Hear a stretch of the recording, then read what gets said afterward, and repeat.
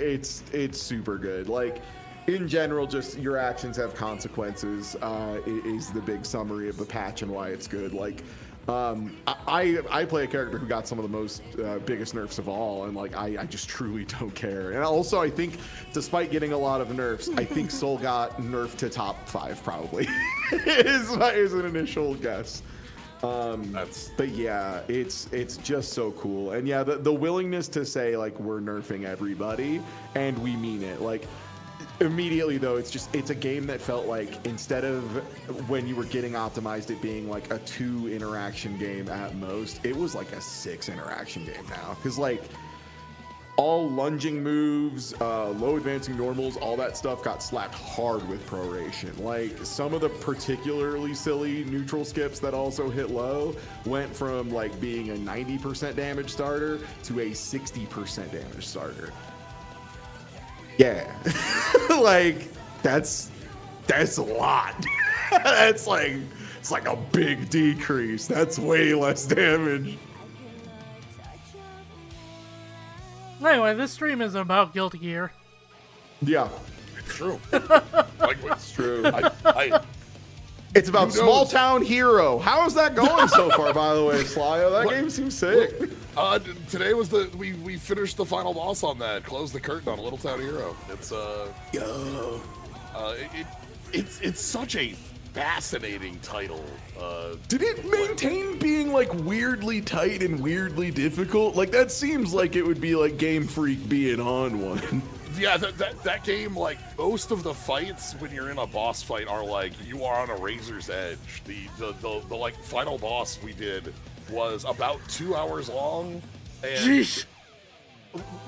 It's split into 3 parts. Like, so like there's chunk, but like the whole thing was 2 hours, and it's like, all right, don't drop your combo, or like you've got room for like maybe one mistake. Any more than that, and like you're just gonna fall over dead. So you've got to play very tight in that game. Yeah, it looked really interesting. Yeah, I'm very happy with the whole the playthrough on that. I mean, it's so fascinating as like a Game Freak title that like we were able to do rough estimates based on the fact that after a stream ended, once I got an achievement, you could see the amount of global achievement progress would go up, just telling you how many people own it. Yeah, I mean, it's always wild where, like, Game Freak releases a game that isn't Pokemon. Yeah. And it's like, maybe 500 people own this on Steam. It was on Switch first, so I'm sure it had... That explains it. Okay, yeah. Yeah. I was like, it can't be that low, right? No, yeah, that adds up, yeah. It seems awesome. Yeah, it seems cool. And like, yeah, Game Freak doing off titles is sick. That's always been the case, though. Like, they're always like either... They're like a little jank, but like very fun is how they usually turn out. Like, even Mendel Palace, right? Like the NES game that was like a co-op game, like an action puzzle game about flipping tiles. Like, the game owns absolutely not Pokemon even a little bit. Tembo the Badass Elephant, weirdly good Sonic the Hedgehog adjacent game. Like, cool, Game Freak, keep it up, I guess. You wouldn't expect an elephant to be fast. They've got an upcoming title that they were showing off in a few of the Nintendo Directs as well that isn't Pokemon.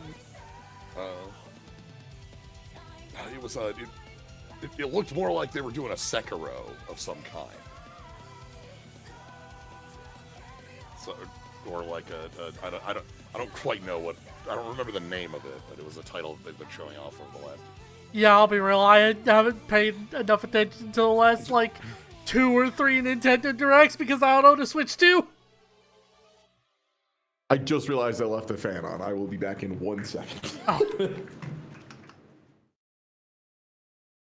But yeah, welcome to my court-mandated tournament recaps.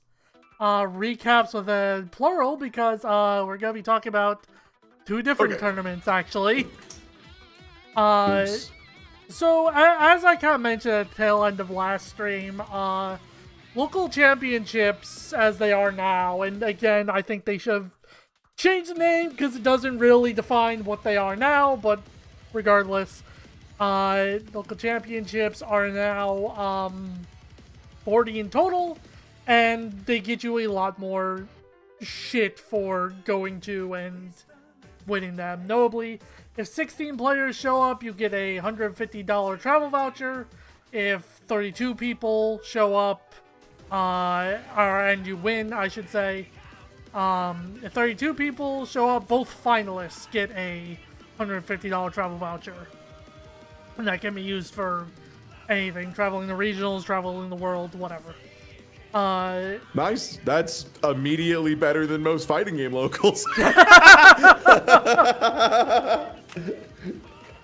Yeah, you also get promos with going to these events.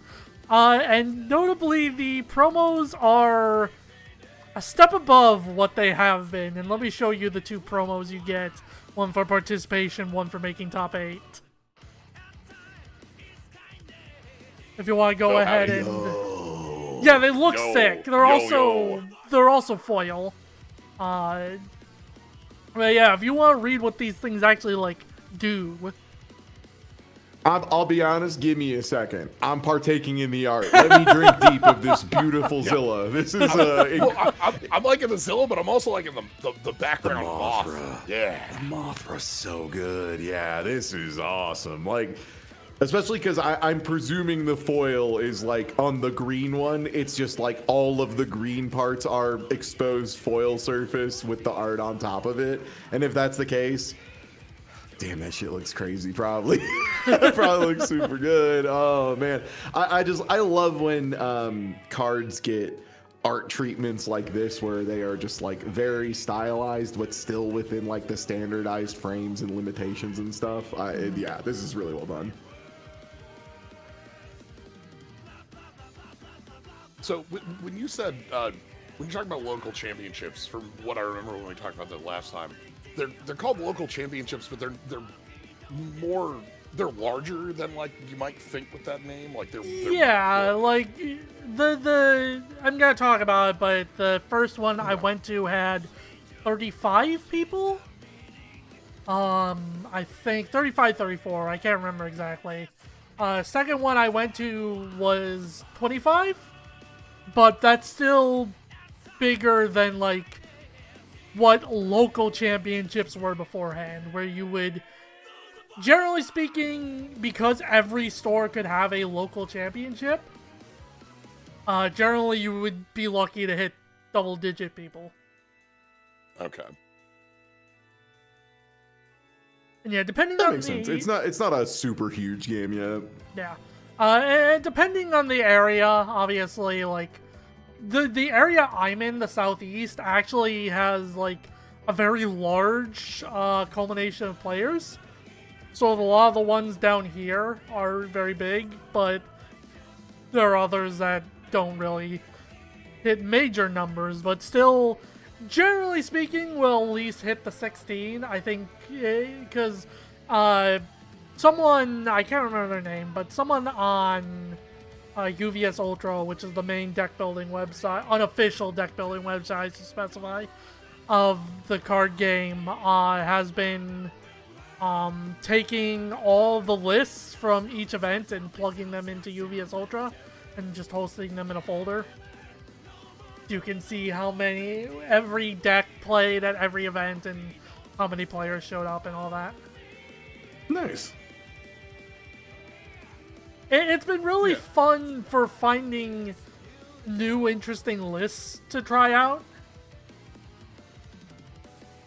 Yeah, Magic does a lot of that as well, where they'll like have list of cards that like get like 5 wins in a row online, or at like a certain level, or decks that like do really well in tournaments and whatnot too. So yeah, you'll see like larger events will have like open lists, so that they'll just post everyone's list from arena championships are kind of the ones I'm thinking of, where like you have like a 64-player invite, and everyone's lists are posted, which is that way you can see like, oh, somebody was going in here with like this, weird Demir thing that like nobody had thought of, and like then that gets iterated on because now it's in the open.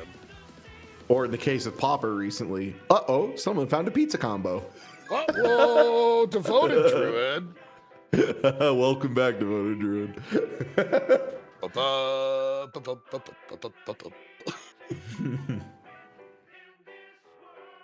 But yeah, like I said, for these two, I want you to go ahead and read what they do. Okay, so I'm seeing 5-cost attacks on both, which it's Godzilla. I'm seeing 5-cost attack, 3 check. That's a great start. Queen of Monsters is range, center momentum, add a foundation, and draw. Okay, that first ability seems really good. Yeah, that seems really good. And then build 1 card from your card pool? Like... Face up or face down, yeah. So you can just, like, take... Like, if you play this, like, you... Just for... As an example, if you, like, played a foundation and then played this, you could just build the foundation immediately, put it in the back. Or you could just build another attack you played face down. Yeah, so what you're telling me is that this card has card draw, recursion, clearing your card pool, and is also a 7 damage attack with a 3 check. Yeah. And it's a high. And it's a reasonably fast high. So this is like quite real. Oh yeah. It's a very strong card. that you get for just showing up and paying your entry fee. Yeah. Do you want to know how much this card goes for generally for resale, like just out of the box? The promo or the regular card?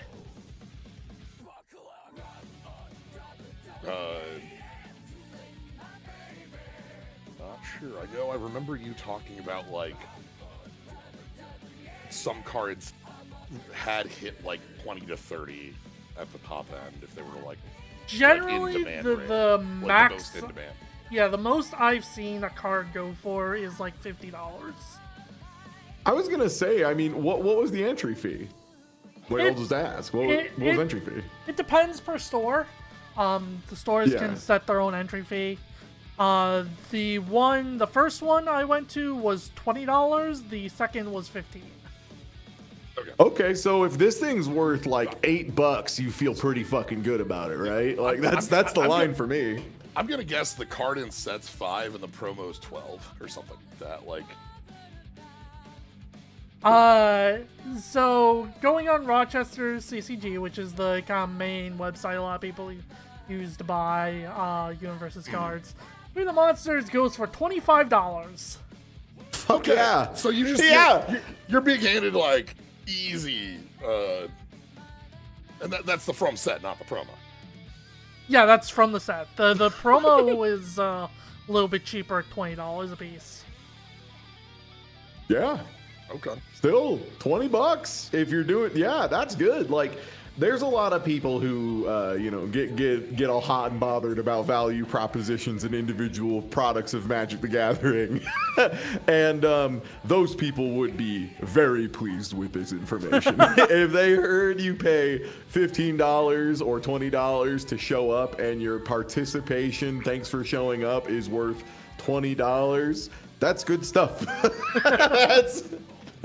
Yeah, and I mean, also, it's just a very playable, strong card. So, like... That too, yeah. If you just like the game, like, it's good. Also, like, the chances of these versions, like, becoming more valuable if the game keeps going on, and it does succeed, is, like, pretty reasonable. But yeah, let's talk about Destructive Heat Ray, too. We got, again, 5/3, so we're hitting those Godzilla numbers. Add 2 power tokens to your stage. I don't know how to evaluate so that, but... yeah, well, I'll go over it a bit later again too. But power tokens are a card type that goes into your stage. They do not count as foundations or anything like that. They're just tokens that go into your stage, and you can sacrifice them to give an attack +2 damage. Okay, so they're like a treasure token or a clue or something like that, where they just sort of chill and use them for a tiny pump. Yeah. And like also like a more narrow tension, because they were experimenting with a Yeah. very flexible version, and this seems more like, okay, we're making it do one thing.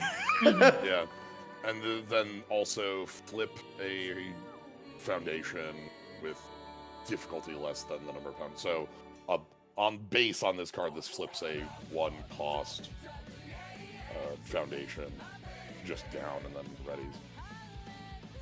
My gut says that this just isn't as like straightforwardly strong as what Queen of the Monsters does, but like a lot more disruptive. And the ready actually is nifty. I was gonna say the re-readying a foundation is kind of what has me being like, are there like some really messy foundations you can get up to? Yeah. My other thought is like, we gave you the participation promo, and usually the top 8 one is going to be the cooler one, right?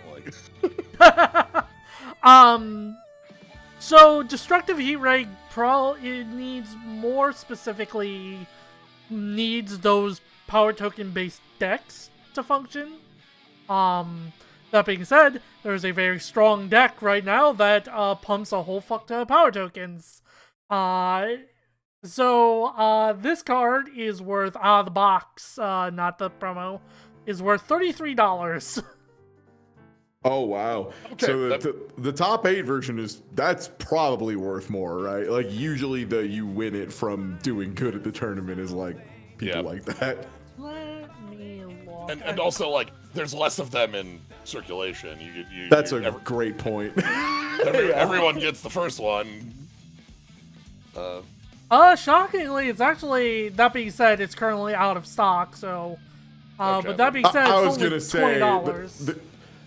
they're probably just not being listed. Is the reality? That's also totally possible, yeah. Yeah, but yeah, it makes sense to me from thinking about the going back to Magic promos, where like we have a similar structure with store champs and the promos that go out for those, and the top cut promos are the ones that are like big, like these are cards that everyone is going to be after. Here's a reprint of Necropotence or some shit. Yeah. The one I remember, which is the funniest thing, what they've been doing with them is making them nonsense textless cards. Yes. So it's textless Urza's Saga. Like Textless Cryptic Command is like one of the funniest things ever conceived. It's like the ultimate, like, yeah, you just gotta trust me, brother. You either trust me or you pull out your phone. I don't know, like looking at how much is contained in a Universus card, I would be hard pressed for a textless to be a thing you can work with here. The only textless cards that we've had have been character cards. That makes sense. Like if you play against a certain commander enough times, you know what it does. Yeah. Yeah, the Guilty Gear Strive alt character cards, alternate art, were all textless, because the whole idea is it makes one big picture if you put them all in the right areas. And the Godzilla Ghidorah and Mechagodzilla promos from Atlanta 3 years ago at this point were also textless. But yeah, so there were 2 local championships that I went to over the course of I put week 1, week 2 here, but it was really 3 weeks because I didn't go to one in week 2. But this was in Somerville, South Carolina at Final Round Game Shop. As I said previously, about 34 people came to that one, I believe. Traveled up from Florida, Georgia, and North Carolina, and traveled down from North Carolina. Because again, the prizes you get from... Also, Slyo left? Oh. Just noticed him disappear from... Did we get it? I think their internet just popped out for a sec. Uh-oh. They appear to be back online. There he is. Hello. Welcome back. Maybe.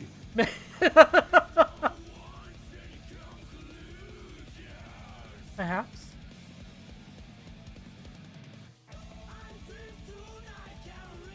Well, anyway. As I was saying, 34 people, because the prizes you get from this are actually fucking worth something. Instead of just points.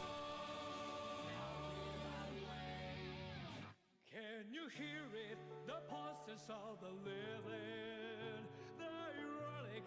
So yeah, hold on, Sly was typing. Yeah.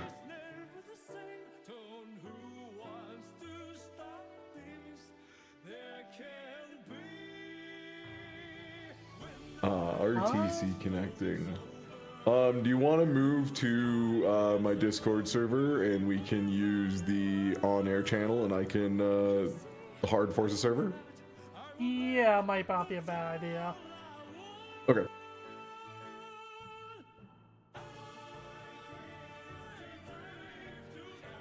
But that's fine.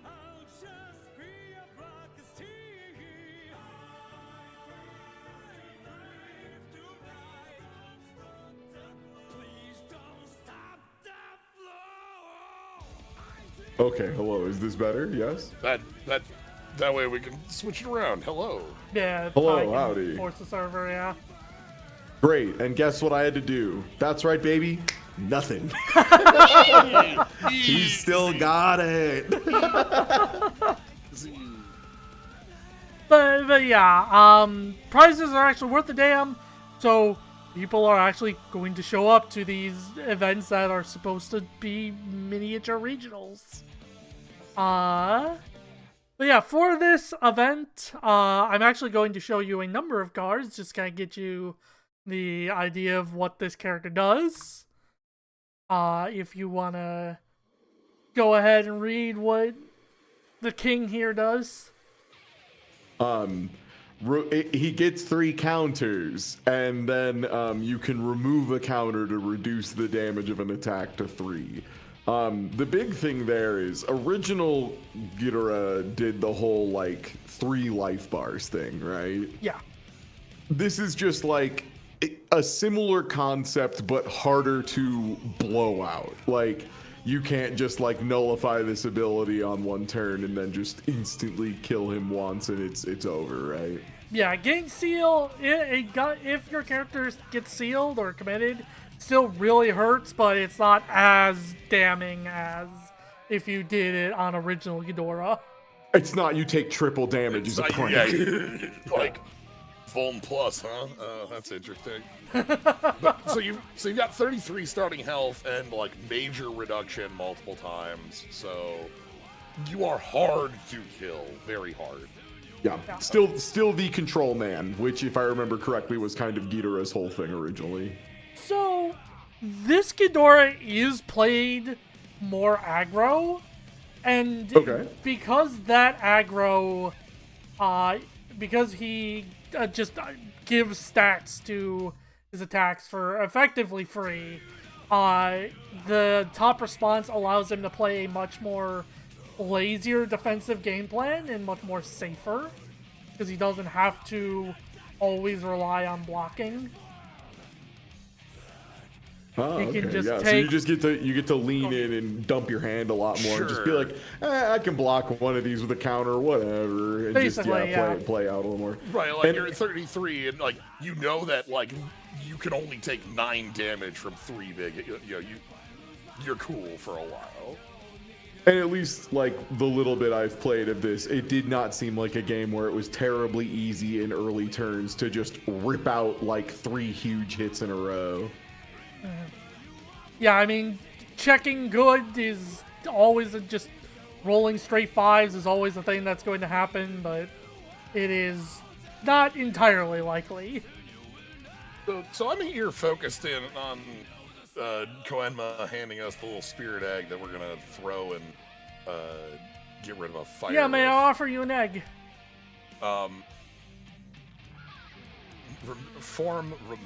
Name a card, search your deck for all copies of that card and add them to your hand.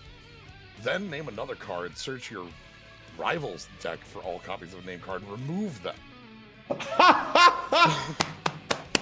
Oh man, get surgical extraction, dumbass. Wait, so not only is it surgical extraction, but you get to tutor every copy of a card. Like, just... And then response, remove after your opponent... So you can only play this if there's one in your discard and one removed from the game. And hey, guess what Ghidorah does really easily? Right, that second ability that removes a card from your hand. Cycle it. Remove after your opponent plays an ability on an action card. Oh, it's also a counter. Yeah. Okay. So, like, the setup would be difficult if not for the fact that it is enabled by the card you always have on the field at all times. Correct. Yeah, so you just need to check one effectively at some point, and then you're good to go. Or mill it with a card like Stay that mills 4 cards off the top of your deck. True. Like this combined fire. So I do remember from what our talk before, combined firepower was eroded to be like, this was like way too good. Everyone was doing it.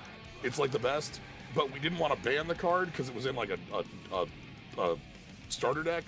It was So we just made it pre-con, Partners with Ghidorah. So we made it King Ghidorah only. Yeah. And you're still King Ghidorah, so let's go. I'm still King Ghidorah! Yeah, that's very much a case of like, yeah, weird. They let me play this card on the ban list anyway. Good luck. There was years back, there was a standard format where they finally, this was when they banned Jace the Mind Sculptor in standard. They also, next to Jace, banned Stoneforge Mystic, which was a card that like searched equipment and could play it for 2 mana. But there was a starter deck that had Stoneforge in it. So if you registered exactly that starter deck, you could play it. It was legal. Yeah. For you Rules. alone. My favorite bringing illegal cards into the format was Eric Number Knower. God, one of the best to ever do it. Love that guy.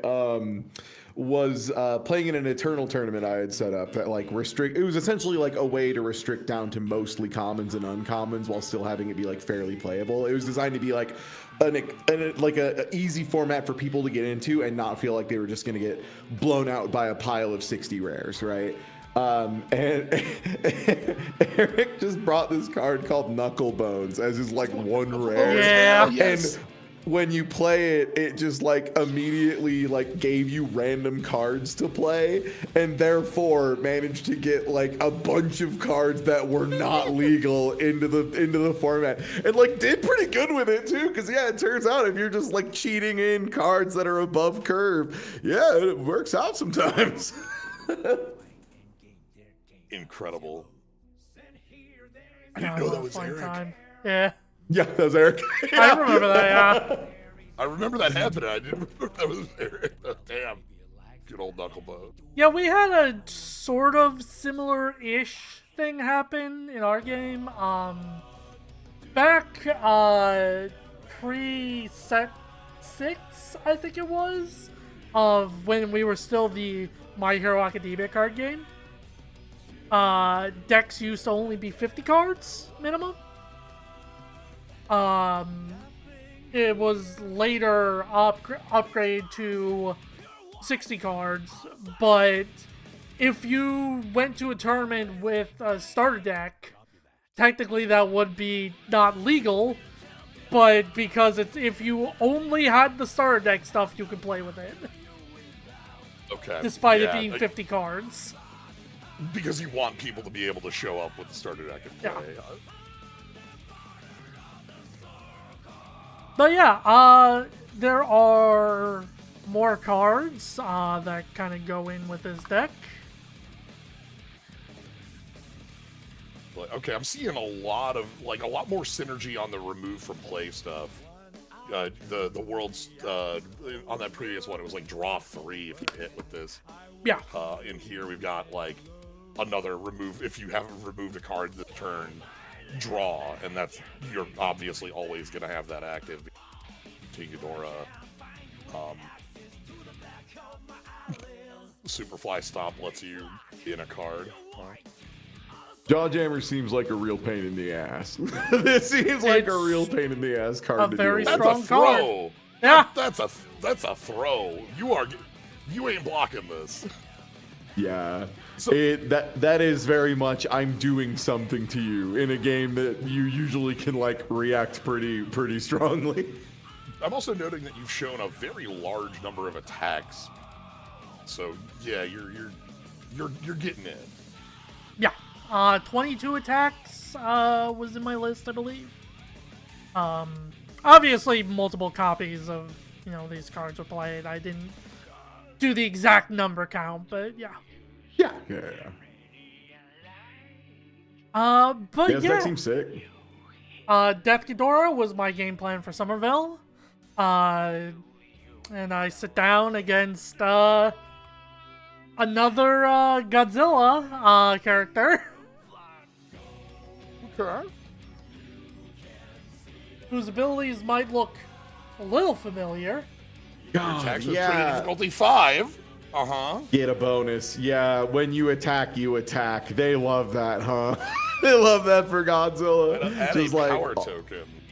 yeah, that's wild. So you get to, and that's response. Can you only respond once per turn? I can't remember. Nope. That's so cool. Yeah, that one's not. That would have to have a commit if it was once. Or just Yeah. as one Yo. per turn, but Yo, we Oh, still out here yeah. walking the dog? of course. This kid and his dipshit yo-yos are gonna endure forever. Yeah. At least until the start of next year, unless it gets banned. Or reprinted.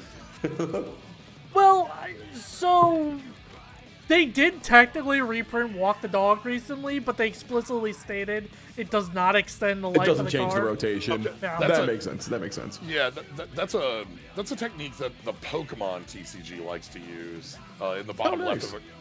left of a card, it has like a letter that's like its legality. It's like it's ascending from A, and standard is just called like regulation F. So F and cards above. That's what Pokemon competitive has gone to as well, like the video game. So yeah, that makes sense. So when they do reprint cards in sets, but they won't change the letter on like the reprint. So it won't like this is still even though it was reprinted in a set that's like H, it's still with a little F, so it doesn't make it legal longer. Nice. Yeah, I want to point specifically though to Shin Hashogeki up there.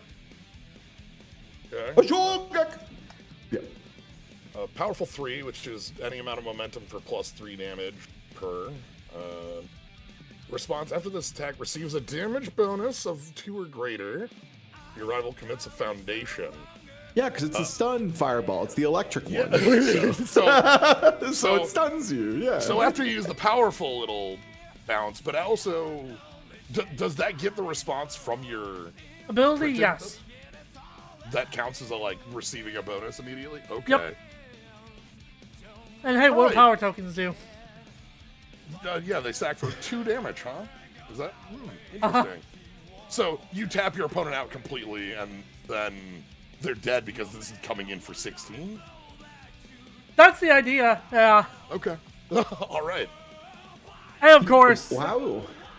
and of Yeah, course, and this- what is... Go ahead. Does Charge, Fury, Slam, those are just like types that'll be referenced on other cards, right? Yeah, like some cards will specifically, or some characters will specifically call for typed attacks, like Kai in particular.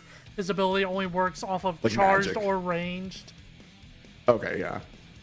And like Eno was magic or something. Yeah. But a very straightforward character, but very solid. I will note that just sort of thinking about the matchup, the dragon coming in for a 16 hit fire or 16 damage fireball 3 damage. against 3. three. It's 3 now. Your attack is That's 3. 3. Uh-huh. It's 3 now. Also, chaos and fire are pretty solid symbols, especially for aggression. Yeah. Yeah, fire less so, especially since post-rotation, but chaos is still solid. Okay. Nice. Yeah. And yeah, this was played main symbol chaos. But yeah, game 1, he just never saw any attacks and couldn't find any of his defensive pieces, so I kind of just murdered him. Sick. Game 2, he found a decent number of attacks and just got through my, 3 and all that and killed me. And also, I'm pretty sure I just didn't have good build. And if you win the first one, your opponent gets to choose whether they're on the play or the draw. Yeah. Correct. Yeah. So especially in like particularly aggressive mirrors, it does seem like it's That probably a matters pretty a big lot. advantage, right? Yeah. For sure, yeah. And then game 3, he saw nothing but attacks. Oh, you can't. So he couldn't defend against my, 5 billion attacks that all are for like 10.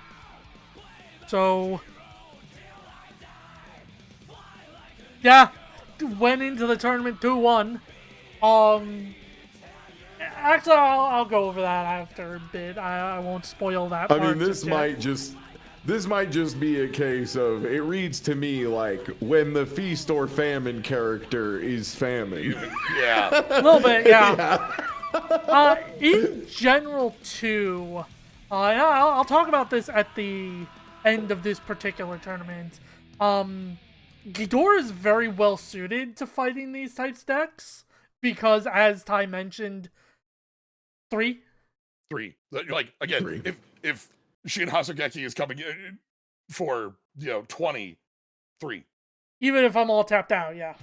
Yeah, like it takes a lot to overwhelm you. Yeah, because like to negate that, they would have to seal you, and even then, it's just like, okay, I take regular damage this turn, I guess. Which like isn't that big a deal. Yeah, and there is a card that a number of these big, tall decks run called Scanlan's Hand from Critical Role that says, form, commit a card in your opponent's stage, spend a momentum, you may commit your opponent's character instead. And that's a counterplay to Ghidorah, but they never saw it, so it doesn't matter. Yeah. The pain of sideboarding. Sometimes you have the perfect answers, and they just don't arrive. Hey, Bridges here. Yeah, So is this the post-errata text? No, this is still pre-errata, but the post-errata is just making her work as function, basically. Or work as intended, basically. So she doesn't get her funny infinite. But this was specifically a City Rampage, Bridget list. As you might see occur quite a few times, this funny little Godzilla card here in the bottom here. And you, in fact, Yeah, also I mean, get to see Destructive Heat Ray make like- his first appearance. This is just like City Rampage is just like it does everything you want it. Like it's unbelievable. Like that. Damage, speed, and difficulty on your checks. Like you can't ask for like that. That's what you want. Yeah. Yeah. And Yeah. To the extent that it's actually gotten an errata last week. That makes sense to me. Yeah, it's like a card that it's like a very it's a card that kind of fixes everything, right? Like any mistakes you have, any like little oddness in your curve, or like not quite being able to get over the line, or not being able to fully play something, like it just handles that. if I get to start my Slay the Spire turn with +1 strength, +1 dex, +1 energy, I'm feeling pretty Pretty good, yeah. But yeah, specifically the errata they made is you now have to spend a momentum to play it. Okay. Yeah. I mean, that turns it into that takes it from being like a Lotus style, you just get advantage, into something that would be more like a ritual where like you have to put something in first and then you get something out. But then also the cost of a card becomes a lot more real in those circumstances. Like there's more risk reward involved. Rituals in general tend to be like quite strong.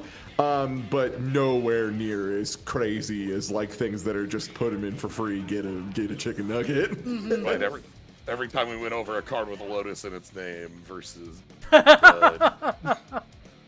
like every ritual, like one of those is a winner like 95% of the time. Oh, excuse me. Surely discarding your whole hand will make it okay. Ah, shit. Yeah, but like, what if I have to wait 3 turns? Like, that's probably Ah, shit. But yeah, Bridget plays a bit more of an unfair game plan with City Rampage in a way, mitigated by the fact that she only has 21 health. Because what she'll do is she'll play the City Rampage, play an attack, flip the City Rampage for immediate +2. You lose the +1/+1 for the rest of your attack string, but like then you get to add to your momentum if this attack hits. And you still get the +2 on the checks because that was a form Yes. active. Okay. Okay, so you're playing you're using it in a little different of a way. Yeah, 5. Huh? Sorry, City Rampage checks a 5. Oh, yeah, of course. Yeah, like honestly, the stat line of 7 cards, 21 health, it just seems like this game's definition of I'm here for a good time, not a long time. Yeah. Yeah. Depends on the Like, character, this- but Look, we're not going to time, cowboy. so Bridget, this matchup in particular, as you might expect, because of the fact that it plays a very similar set of cards, went very similarly to the Ingress matchup. In that I won game 1, lost game 2, and then won game 3. 3. Because, yeah, just when you can only juice up your checks so much before you do have to start committing out. And especially with Bridget, once you have committed out, that's just GG. Yeah, Right, yeah, your health she just is- explodes. Yeah. Like, if you don't leave cards up for defense and you've played out your hand, yeah, like, what are you gonna do? Die at me? Like, 21 health, no kind of, like, reactive defensive ability either. But, yeah, at the moment, currently 2-0. And we go into everyone's favorite character. Well, if it isn't that bitch. Still here. Back. Who lost a number of things from rotation, but also gained a number of attacks because, I mean, it's his fucking set. And Scanlan's hand, the way you read it earlier and described it, sounds really good for this deck. Like, it just sounds like a card that they are never gonna feel bad playing. It does stay in their card pool, so there is that, but Discard pile, bottom of your deck in any order, gets +1 damage. None. If you modified the check for this, draw 1 card. yeah, hey, guess who? Yeah, okay. I wonder where you'd modify that. Could be anywhere. literally anywhere on this fucking character. Wait, is it the part where it just says it does it? Is it the part where it says your attacks with printed difficulty 5 or great? Just do it? Or, you know, That's spend 1 crazy. momentum, your next check to play an attack or block gets +2. That could be 2. Are you City Rampage again? True. Corona Beam, I'm noticing, is some power token synergy. So is that like the new stuff for new Godzilla? Yeah, the new guy. I mean, there was a number of different Godzillas in the Reign of Kaiju, but this one, King of the Monsters, doesn't totally play with this isn't the one Yeah. that did power. I'm just saying the power tokens are the stuff they added for the new Godzilla stuff. Yeah, right? yeah, Like, it's the those, new those are the set. new cards. Yeah. So it also synergizes with old Godzilla because of course it does. They're card game designers. Why wouldn't they do that? Yeah, basically. So it was really funny because I sat down against Zach, and I revealed my character and all that, and he said, "This is gonna be a hard matchup," and it was for him. Not for me. I'm proud of you. Finally killing your demons. Keep it up. Again, this Ghidorah is so well positioned to deal with these types of decks. If they don't get Scanlan's hand out on me, I'm just easily dealing with their attacks. Being in a position where, like, they have to come at you hard and fast to try to kill through 33 health in the reductions. But if they go out that hard and fast, you can just spend the reductions and then kill them back. Like, Yeah. Yeah, especially when, like, if I know you're tapped out or if you have no cards in hand, yeah, I'm just adding +3 damage to everything I do. And likely drawing extra cards because of it. There's a card that I didn't show called Item Menu, that says when you remove it from your hand, draw a card. So you can keep cycling. So yeah, Ghidorah just draws 2 extra cards if he removes that. But yeah, That's cool. That seems really good. Yeah. So yeah, half the round's done, currently 3-0. And then there's this bitch. Well, if it isn't Rodan once more. Aw, Andy's doing Zato moves and Potemkin moves. Oh, brother, this guy stinks.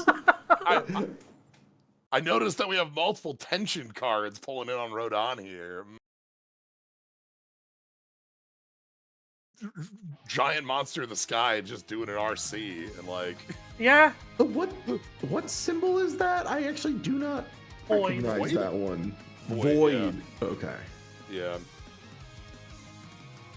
So Rodan here's got enhance remove top card of your discard pile for speed modification either way. yeah. I mean, you've then- seen Rodan multiple times before. Yep.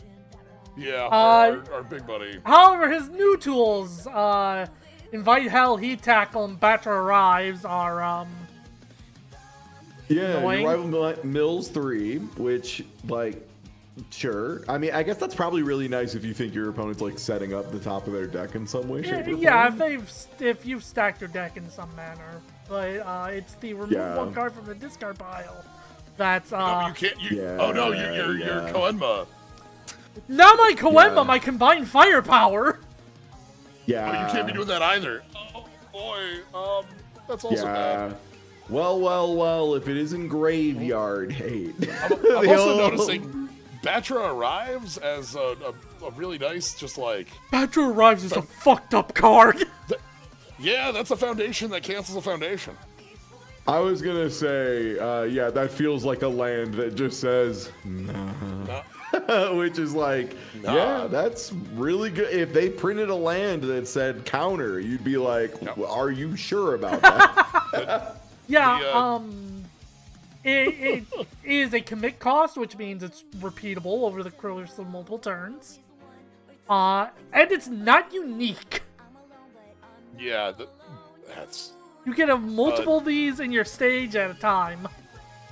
I've talked about it once or twice when we've gone through this. Very early in the game, back in the 2000s when it launched as UFS. Void, this symbol in particular, had a trio of foundations that were just this level of nonsense, like, control. One of them was when your opponent untaps, tap this foundation to tap a foundation. One of them was when they use a foundation, sack this to cancel it and blow up their foundation. And the last one was whenever your opponent enhances, put the top card of your deck into your card pool to cancel that enhance. But this didn't commit, so you just did it on everything. This feels like that level of, like, mess. Your foundation, stop. You're off. Yeah. Get out of here. Yeah, it is a very obnoxious card.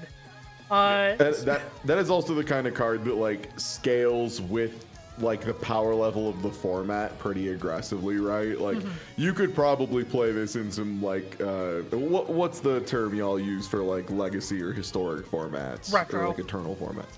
Retro, yeah. Like, this is the kind of thing where, like, if there aren't already, like, better versions of this effect for cheaper, Powerful.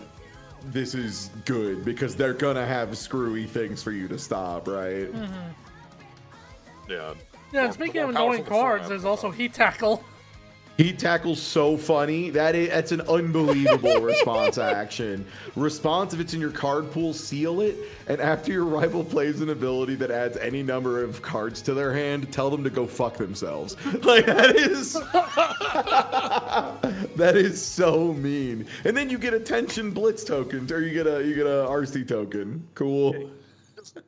Like, hey, stop it. Yeah, and hey, guess what Ghidorah does a lot? Draw cards Draws after cards. like discarding them. Yeah. Removing Yeah. them. There's a lot of Yeah. cards in here that seem a little spicy against you. So, funny enough, I actually won game one. There's a card called Need for Destruction, which was printed in this set, or the most recent set, I should say, that says, if you have removed a card for cost this turn, this attack gets +1 speed. So game one, I had like 3 of them on the board, and I could basically nullify his speed reduction kind of wholesale. Which just meant even if he hit me with 1 Bachelor Rise, I still had 2 more. And he couldn't cancel those. So I actually did manage to win game 1. However, halfway through game 2, I play a card called Multiple Yeah, Bites. this is the moment. Okay, No. cool. Turns out, that card is Kobudy's a fucking cheater. Uh-oh. that card is not legal in my deck. Uh-oh. Rotation happened. No, it wasn't rotation. Oh, was it the Symbol symbol? Oh, no, legality. symbol. Oh, no, you didn't hit on the right symbol. Oh. Because if we go So- back here, and we look at Yeah. Multiple Bites, keen-eyed viewers... Doesn't have death. Doesn't have death. Yeah. And the main tool people use to build and submit their decks just like doesn't properly check for legality, huh? The UGN website doesn't check for legality unless you have don't have enough cards in your deck. That's the literally only thing it checks. It seems like they should do that. In the future, they should not let you register an illegal list. Yeah, that's part of I'm thinking of like a Netrunner deck builder that tells you, yeah, you're at correct influence values. You're not playing more than 15 or however much your character. Yeah, so thing side to that. note too, I was the 3rd time that night it happened. Oh. There were Okay, 2 so other this- people who registered illegal The decks. killer thing too is if you go back, that card is legal for you to play on a different symbol. On a different right? symbol, Just yeah. not on Not the on- symbol you're on, yeah. So yeah, Which, if also, to your credit, if it had a square symbol, you Yeah. would be able to play it, right? Yeah. Yeah, so they gotta clarify this somehow, because yeah, that's rough. Like, having it be a multi-layer check where like a circle and a square mean different things around the symbol, it's kind of a lot. I'll yeah. also note that under older UFS rules, the legality wasn't checked at deck; it was checked on turn. So like you would be able to just like on a turn where death isn't the symbol you're playing, still be able to play the card as long as the rest of your chain. Yeah, that symbol chaining was a thing back in the day. It's not anymore, but I know. yeah, Yeah, because but it was like deeply old confusing. head players, even another reason they could make the mistake, right? Right. So yeah, I lost that game because obviously, and I had to make adjustments to the deck to make it legal. What did you say when they said, "Hey, you can't play that"? Was it just a "Oh shit"? like, I think my exact words were, "Oh god damn it." yeah, that sounds right. Yeah. yeah, that sounds right. Yeah. Yeah, big thing there, however, is multiple bites was a very strong draw option for me. And as you'll see going later on into the night, that hurt a lot. Because I did in fact go 1-2 against Rodan. As for what I replaced it with, it was this card called Jaw Titan's Bite, which, I'll be real, didn't really come up that much. It didn't particularly help me at all, I'll be real. So talking about the swap out here, if this were to happen in a Magic event, like I recall a story of an opponent attacking with a Goblin Guide on turn 1, and like they reveal an illegal card on their opponent's deck on a damnation, like, and just like immediately win the game there.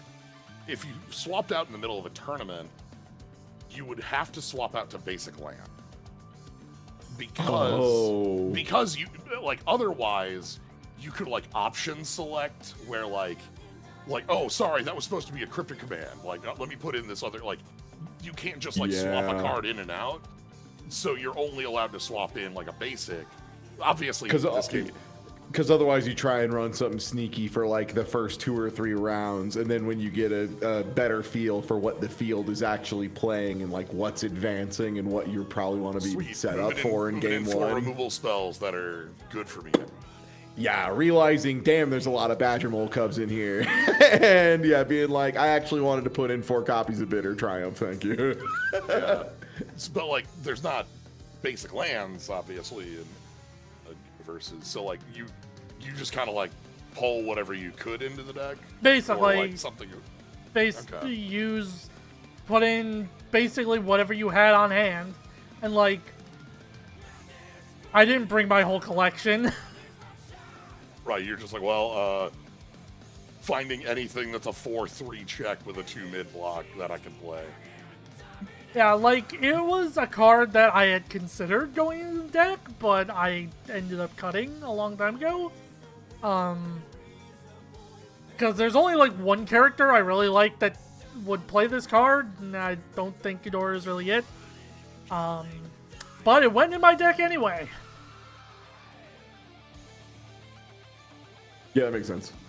Yeah, so round 5, I was going into it, you know, I don't want to say tilted, because it wasn't really tilting, but There's no way you're not off. You know, yeah, off for You're sure. frazzled a little bit.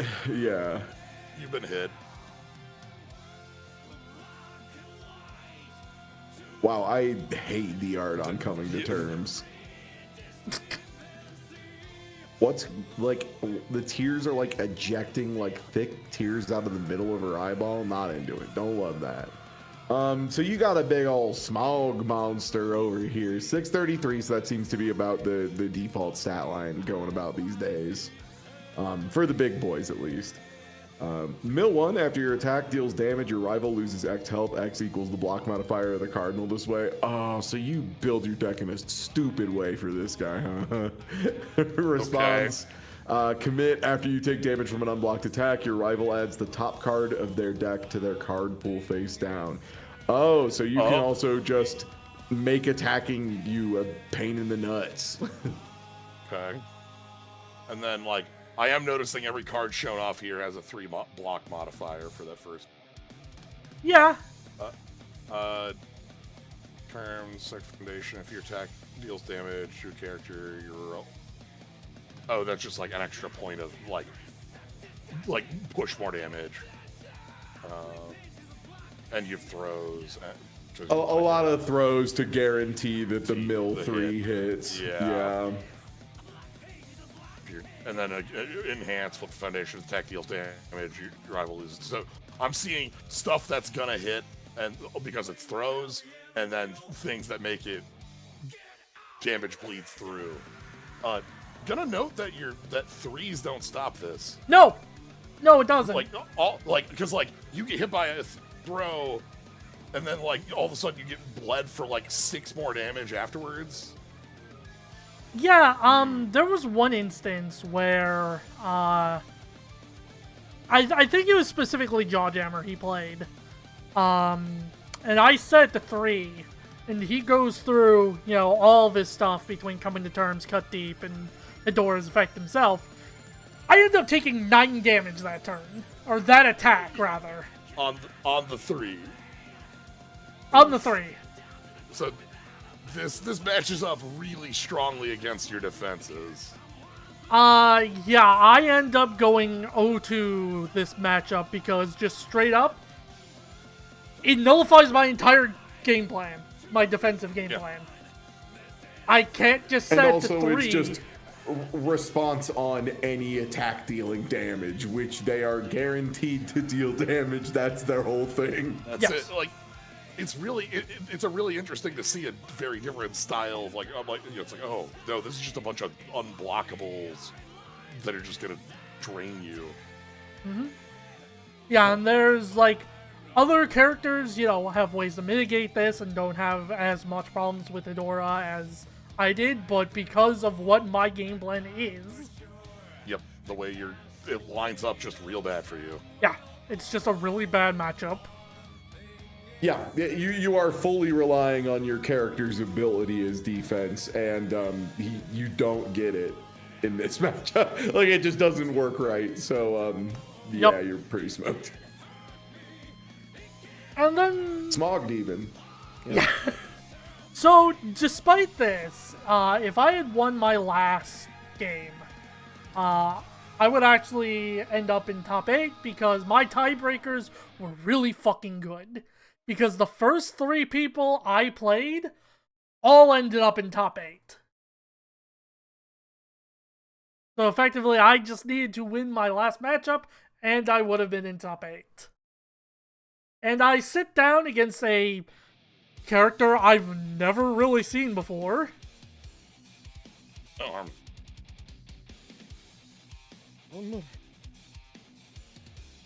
Sack a foundation, search your deck for a card, and build it. You cannot play attacks for the rest of the turn. Okay. Interesting. After you play a keyword or outwit ability, your revival commits a foundation. 3rd time you've done it, commit. Okay. So you get 3. And form means you have to do it as the first thing of your turn, correct? That'd be first form. Form is just whenever you're not in the process of playing a card. Okay, sorcery speed. Right. Yeah. Got it. I'm just trying to think. What's the payoff then on that first ability? Allows you to build outwit cards. If you read, I think Helena's Machinations has what outwit does. It might be too small. Outwit. This ability can be played if this card is face down in your stage. Unflip it. Oh, okay. I was like, I'm clearly missing a keyword to make this function because as is this doesn't work. But no, okay, that makes sense. So all the you have Armin set up. He's tutor for a bunch of things that are gonna set up and play defense or like, okay. Very consistent sources of advantage, it seems like. Yeah, that makes sense. Yeah, notably, that is also any keyword that you can activate Armin's responsibility on. So that includes like stuff like Breaker or Deflect, which handily are on 2 cards right on the screen here. Gotcha. And so Armin is very good at building a board and then like playing this like tap down on your board. Yeah, like you get to stun 3 foundation, or not stun, but like commit 3 foundations. Correct, yeah. Okay. So, the thing that I realized playing into this matchup about my deck is that I have very little ways of mitigating being stunned on my own turn. Because what this person would do would be, when I'm attacking into her, she would either block with something like Monster Immersive Machine and use Breaker 2, which gives my next check -2, in addition to forcing me to commit a foundation, or she'll deflect and reduce the damage of my attack and force me to commit a foundation. And she can do that up to 3 times, or God forbid, she would outwit with specifically like Yelena's machinations to give my attack -2 speed and to draw 1 card, commit me down on my own turn. Yeah, And- resource denial sucks. It feels really bad. And both games I had really bad build turns. Especially like that seems disastrous against this character. Like, if you're Getting not tapped already out. ahead on foundations and they just get to keep controlling everything you have down, yeah, you're cooked. I think game 2 specifically, I went first. I built like 3 or 4 foundations, I think. Then turn 2, when it goes to me, I draw my hand of 5, and it's nothing but attacks. Well, Effectively meaning I can do nothing but go in, which doesn't really work on 4 foundations. Causing me to, in fact, lose this matchup 0-2.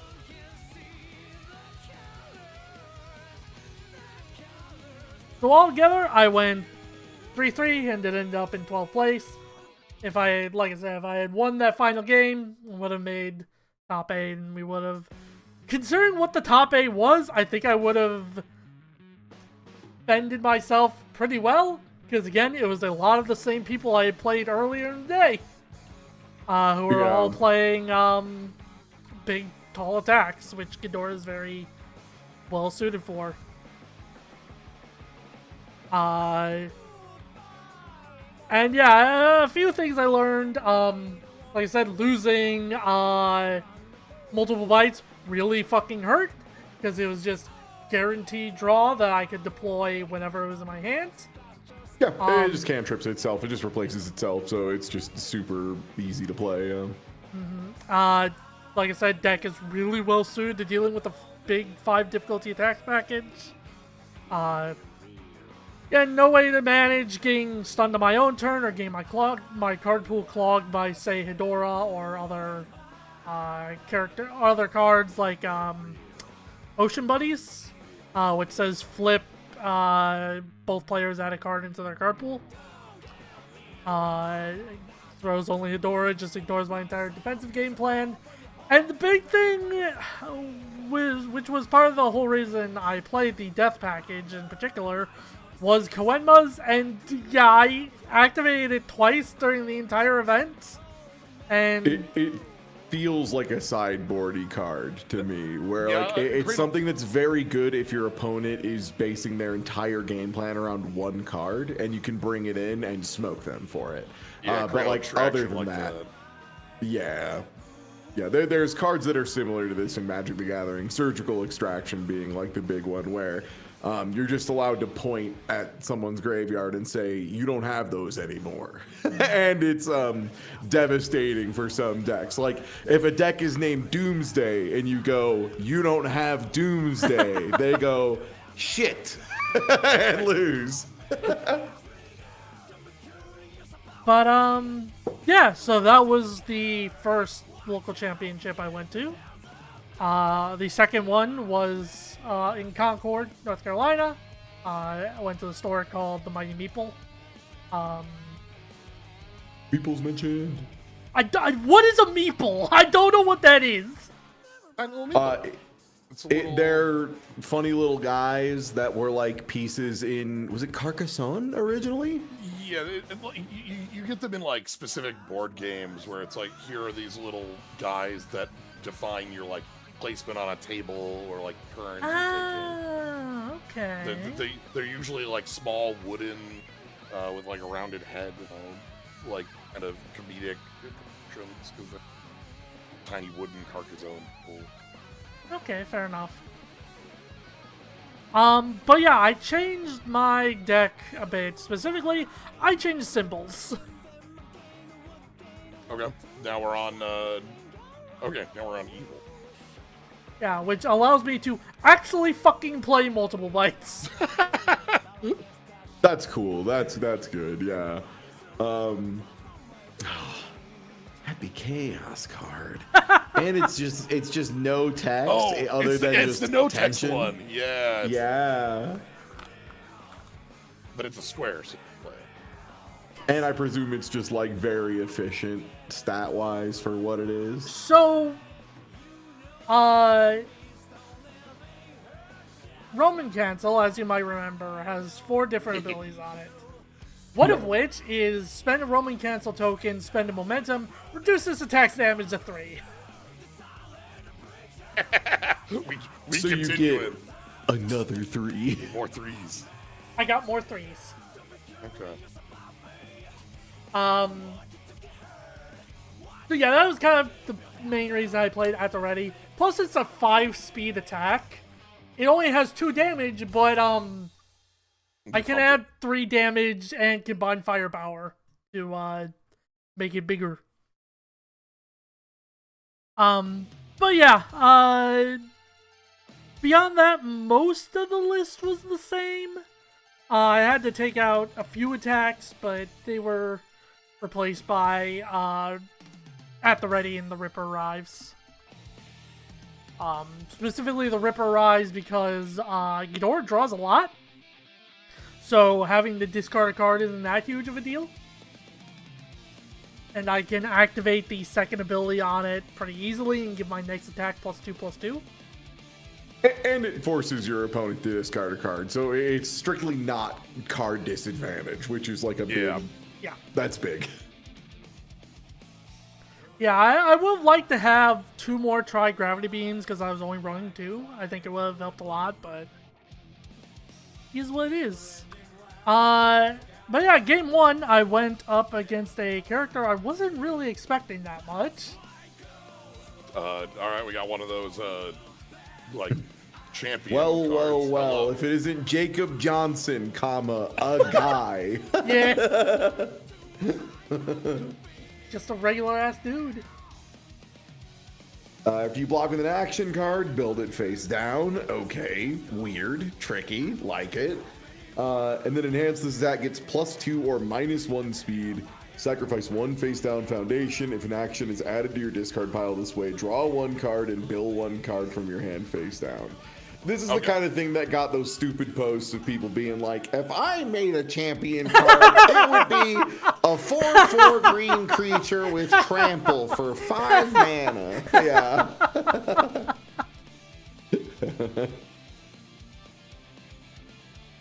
But yeah, Protector of Life up there was the card that was used the most to block, I would say, in this matchup. After you block with this card, this attack deals no damage. Add 1 power token to your stage. Hold on. Annoying. It is There's a lot Breaker of things 1. There's a lot of things I'm seeing with Protector of Life here. Yeah, it's got Breaker. So After you block, it Next thing it's -2. Yep. But also with Jacob Johnson here, you block, you build it, your opponent comes in again, you go, sweet, -1 speed, pick up Protector of Life, put another card down that I drew. Now I'm gonna block with Protector of Life, put it down under my, like, you can loop that, like, continuously, and it doesn't add to different. Well, he can't pick it back up with his ability. It goes to the discard pile and then he draws a card.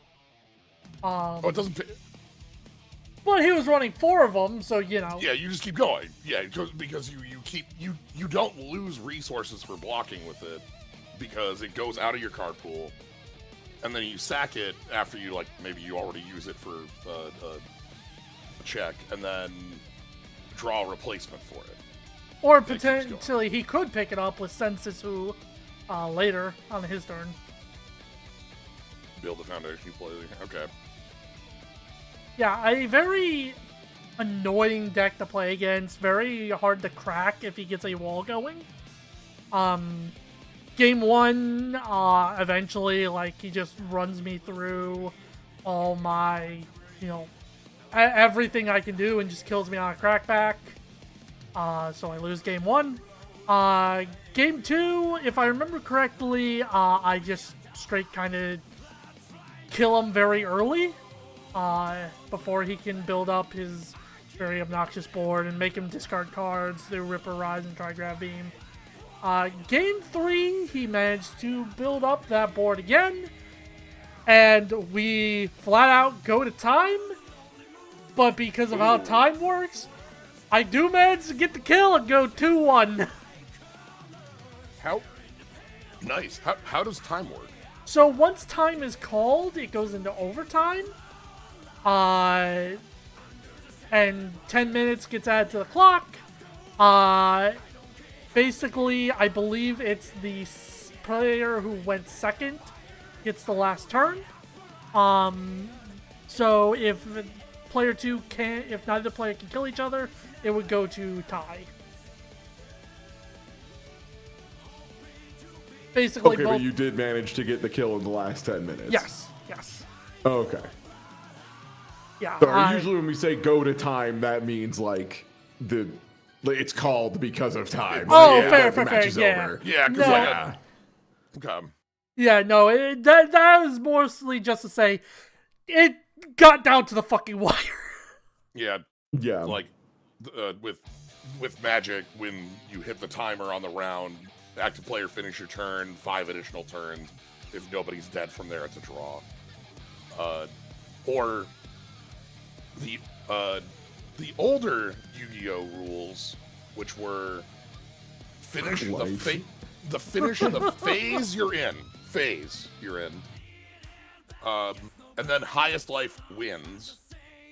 So decks would be built with a burn card to be able to win. You couldn't go to combat. You ended on phase. You couldn't go to attack. The current time rules for Yu-Gi-Oh, if I remember right, are if you go to time, both players explode. Everyone loses. Yeah. And if Don't you do that. explode too many times in the same tournament, you are automatically disqualified, which Get out of is here. God, wild. so Like fucking stupid. lantern control players eat shit. Absolutely wild ruling. And yeah, the part of the reason they did that is because back when it was the life points rule, there were a couple like creatures you could just kind of pop on the field at instant speed that were just like Blimbo the Newell, and it was just like a dog shit 0 cost 0 attack 100 defense monster that was like you gain 50 life points, and everyone ran it because you would just, if it got close to time, you just play a little. All right, time to Blimbo. go. Yeah. But yeah, round 2, and I Different Godzilla. need y'all to read what this big bitch does. Response: after you play a card with printed 5 or greater difficulty, add a power token. If it's the second time or greater, play this ability this turn, commit the card. Okay. Form once per turn, play a card with printed difficulty 5 from your graveyard as your next form. No check, necessary. No check No necessary. check. Okay. That's wild. That's Free so one- wild. Once per Holy turn. shit. Got it, boss. Like, Wowza. So so this you give up the Godzilla. You give up the Godzilla damage from the other Godzilla. Until you get the frog on the board. And then you also have the I'm damage. sorry. I'm now reading the frog, huh? Yeah. Good news about the frog. Wasn't ready for the frog. I won't lie. Especially because if this backup is attacked, your rival loses 3 health. Just a little fuck you, get you coming and going. Go away. Do not attack this frog. then they just get to play it back from the graveyard anyway. So Because like, it's difficulty 5 and it plays for free. No check necessary. You killed my frog. Frog is back. Okay. so Titan of Terror is probably the best deck in the format currently. People kind of saw immediately how fucking insane this character is because it's just a free attack for you, Jim.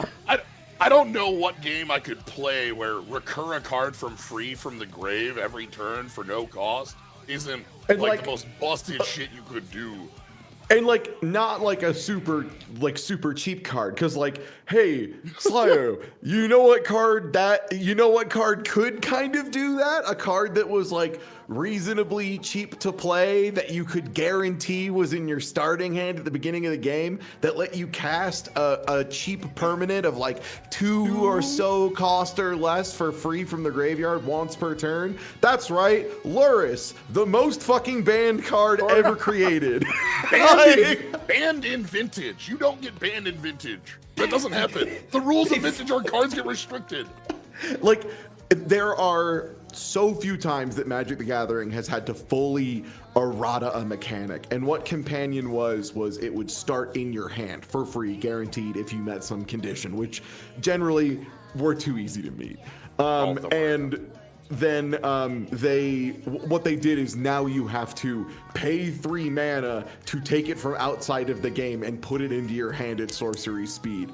And even with that, it is too good. Like, it is outrageous. So the fact that this is just something that the card you get to have by default does is like pretty fucking nuts. And like, this is a game where you fill your graveyard by playing cards. Yeah. Like your turn 1 with this is go like sweet, I'm gonna go 3 foundation, 2 foundation, 1 foundation, play the Genghis Frog I milled. Go. Like Well, turn 1 you couldn't do that because you're committed, but I know you're on your turn 1 on the draw or on the but like that's your first move is like you just get to recur the best thing you milled on your like first setup turn. yeah, character's very strong. That's a However- diplomatic way to say. However, he does fall into the same category as Building a couple big attacks. Yeah, those so other he gets big 3. 5-diff attacks that I played against previously. Yeah, it's always good when a new tier 0 deck shows up and it has like a 4-6 matchup against you. Yeah. Like you're getting attacked by Queen of the Monsters for 1,000,000 damage, and you just say 3. So it went very similarly to how a lot of those other matchups went, and I won 2-1. Nice. Makes sense too. These very explosive decks like all probably have a puncher's chance, especially when you are also playing a very aggressive deck. That tends to happen.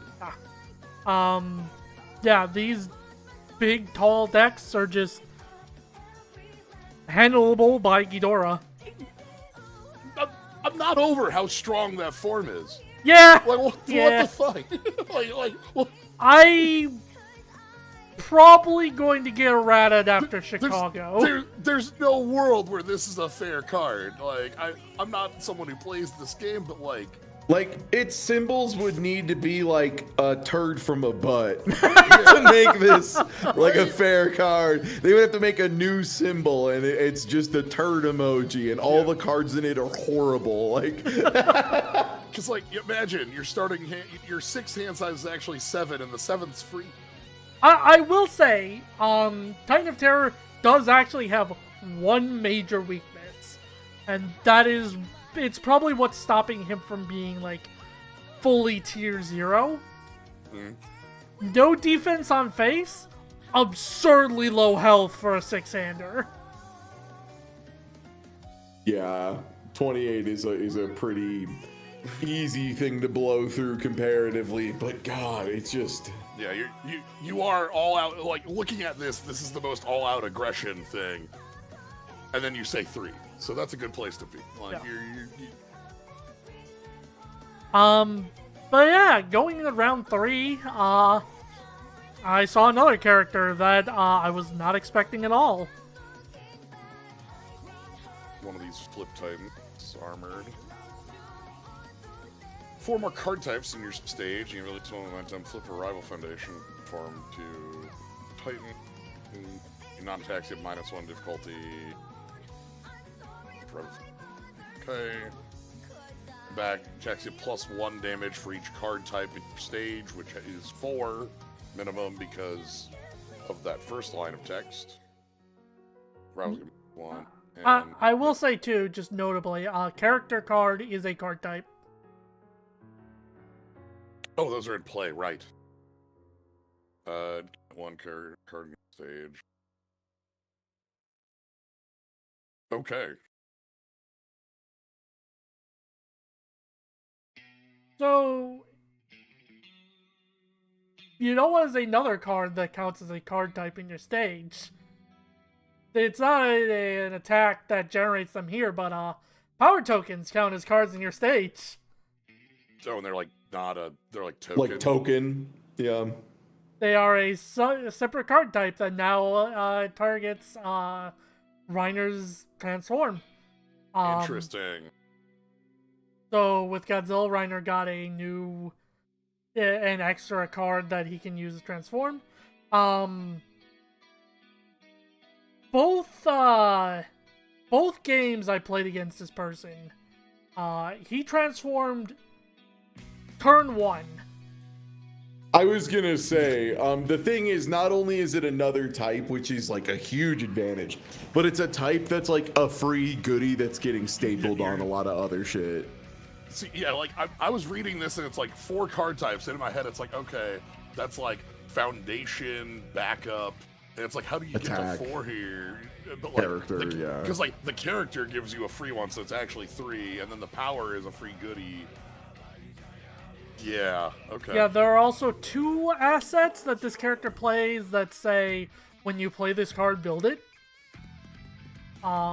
Which is just another card type to go into your stage. So it is incredibly easy for them to transform turn 1. And especially since you either play a tension attack, which just gets you a free momentum, or there is a you'll know this card, Finally Free, which says flip, add the top card of your deck to your momentum. Really good card. Really, really good card, yeah. So the momentum, which is how I thought originally I was going to stop him from transforming, was impossible to stop realistically. Because there's attention. This is really interesting with Reiner here, because like this is a card printed before the Guilty Gear stuff, so before Tension, before the new Godzilla stuff, before Power Token. So like all of a sudden these like brand new mechanics take like the balance levers on it and just pull the lever. Like all of a sudden now you're like much easier to get going. He went from kind of being a very niche to bad pick to probably being a real deck now. Yeah, it reminds me a lot of Affinity for Artifacts, which is just cards that get cheaper for every artifact you have in play. And they're always very good. Like that, it's always been strong, to be clear. But they started putting more effects in Magic of like you get a little treasure token for free, or you get a food token, or a little map, or a clue, or whatever. And all of those counted as artifacts. So like all of those being in also were just now like passively great options for Affinity. So it feels similar in that regard of just like, oh yeah, no, this is a token that does everything this dude wants. Yeah, and the same thing with the Armin matchup. Ghidorah doesn't like being stunned on his own turn. To the extent that we went to time on the second game, but he won the first one, so... and went to time and didn't finish, I should say. That's just called going to time. Yeah. You're good. Yeah. But yeah, I mean, he ended up taking the win. I couldn't mount an particular offense because, especially because it's a target commit. So like anything that could potentially help me offensively would just get tapped down anytime I played an attack. Yeah, and it's like that's a really it's really intriguing seeing it like all of a sudden change from like, you know, maybe unplayable to like, ooh, wow. Yeah. This gets nasty. But yeah, I lost that one, and going into round 4, I actually ended up playing against one of my locals and teammates, who was on Big Plant. Hate to see the team kill, assuming you did team kill them.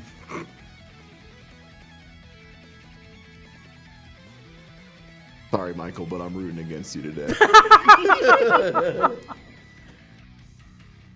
So what does Biolante do in general, other than being a 36-5, which feels bizarre?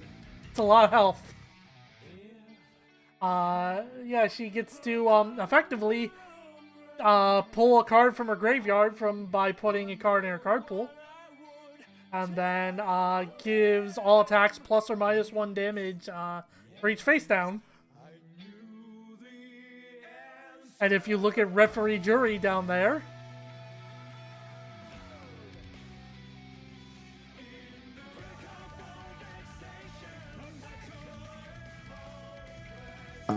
The 4. flips itself to do some pretty wild stuff as well. So just makes itself face down in a way that you're into. and then just gets to pick it up again next turn. You can keep recurring it. All right, and also you're in a big matchup. Yeah. This matchup was very hard. Because they had enough attacks that they could make them just constantly big enough that I had to use my heads. And once they got out of the way, they could kill me. And meanwhile, again, it was very hard for me to mount an offense because they would just referee jury me and my damage would do effectively nothing. I also made probably a good number of misplays, just specifically with combined firepower. And I was the one who got team killed.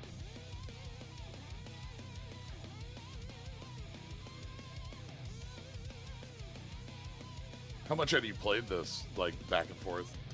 I had never played this particular matchup before. Okay. He just recently brought Biolante, like the week before, and I didn't get a chance to play against him. So, at first glance, I thought this was going to be solid because I could make his damage nothing, but as it turns out, he can also make my damage nothing, so you know. And he could also recur his damage reduction, whereas I was on a very limited amount of reduction. I have a limited count of 3s, unfortunately.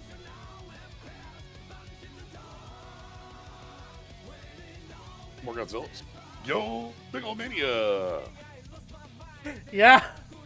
Oh, we got all the void hits here. Yeah, Megalomania is very funny because that is the card that absolutely removes prior Ghidorah from the game, yeah? Yeah, I mean, it also kind of removes Rodan from the game if you play it against him, but... L4, your attack gets put into difficulty 5. For every 5 cards in your discard. Once per game, remove 2 cards from each player's card. Only if you're a little under half. So yeah, theoretically speaking, this should be a pretty easy matchup, because again, 3. So all the damage buffing that he gets, which he gets a lot. At one point, he was giving plus 10 to his attacks. However, game 1, like turn 3 or 4 or something like that, he opens with Megalomania. I do not have momentum to cancel it. Oh, so you just get... You did get that sealed problem that ties with... Yeah. I got sealed and couldn't reduce it to 3.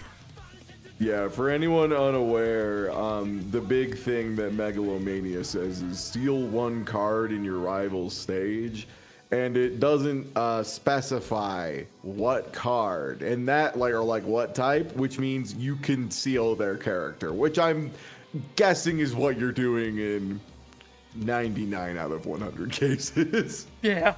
There are some cases where you don't need to seal the character, but yeah. Yeah, if they're already tapped down, you just hit something. But you're right, 99%. That's. So yeah, needless to say, I got fucked game 1. Cause my game plan is not to block. I don't need it. I have 3s. You did not pay $15 to enter this event to block. Games 2 and 3, however, I did not get hit with Megalomania. Did you just always keep 2 momentum up?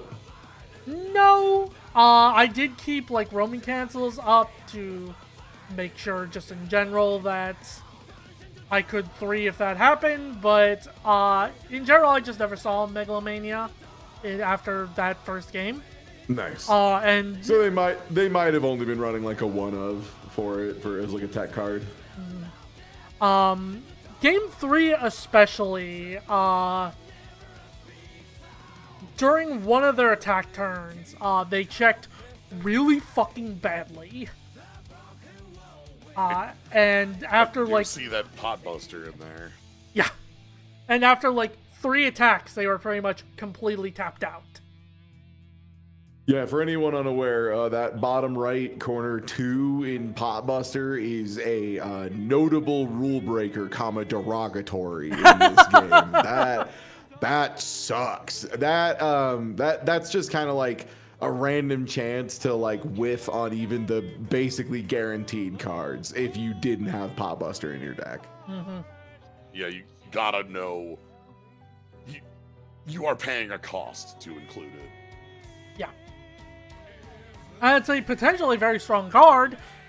Yes. However, because of how our sequencing works, you'll see that response after this attack is not completely blocked. It gets plus 6 damage.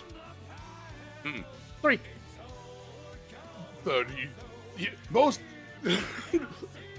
most opponents get pot bustered for 40%. What if you simply said no? So I did end up winning 2-1. And my total record overall was 3-2. And because there were 25 people, this was a top 8 top cut. And I did, in fact, hit the top 8 in 8th place. Nice. Which means I got 2 copies of that That destructive heat ray. Monsters. Oh, did you get 2 of the heat ray? Yeah, that's the top 8 card. Queen of Monsters is just participation. Oh, right. Right. So going into top 8, it's against the mirror. Which, And they were on your old symbol. yeah, they were on death rather than evil. Which is very fascinating experience. Game 1, I ended up losing because, excuse me, I was a little too frivolous with my heads, and just kind of burned through them a little too Happens quickly. to the best of us. Yeah. And burnt through them a little too quickly, which led me to... Eventually, he just managed to power through my defenses and all that jazz. Game 2 was so fucking weird, because it was just a game of both of us having very defensive boards, and neither of us ever pumping damage on our attacks. So it was just... Turn into 3, like, why pump? It was just constant back and forth of just playing raw attacks with maybe a bit extra speed and no extra damage.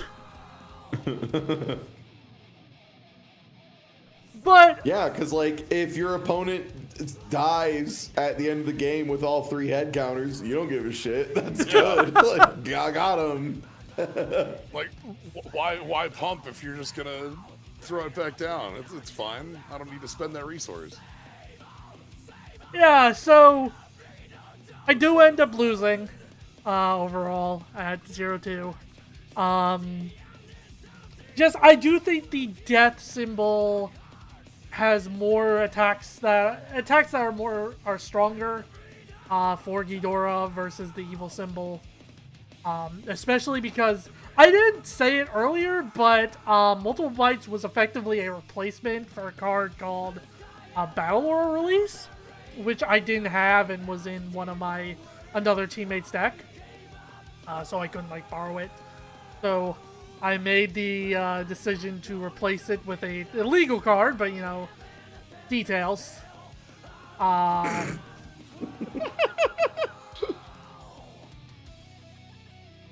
But yeah, overall, I do think the Death Package is probably better. It's also better suited at, again, you see acidic sludge here. It clogs your rival's card pool. I don't have something that does that. 80% power allows you to break key defensive pieces on your rival's board. Granted, I can play that card in Evil. I didn't have it. Yeah, it sounds like you both got a lot of experience piloting this King Ghidorah in a lot of unfamiliar matchups and also familiar matchups, and also have seen different builds that you think might be better overall. So if you do continue playing this character, the extremely valuable pair of tournaments. Yeah. But yeah, basically I walked away from both these tournaments with 2 copies of Queen of the Monsters and 2 copies of Destructive Heat Ray. Which is a shame that I'm never going to play those cards because they don't go in decks I'm particularly interested in, but... Hey, if somebody has a couple copies of a card you do want for your deck and you're willing to, part with one, you can turn them into other cards. Yeah. This could be exchanged. They call it a trading card game for some reason. Wow. That T means something, I'm sure. Yeah. TC. But yeah, I think the local championships, at least in my neck of the woods, which is the Southeast, really hit I think the intended goal of them to be these miniature regionals, where you have a good number of people playing for actual shit.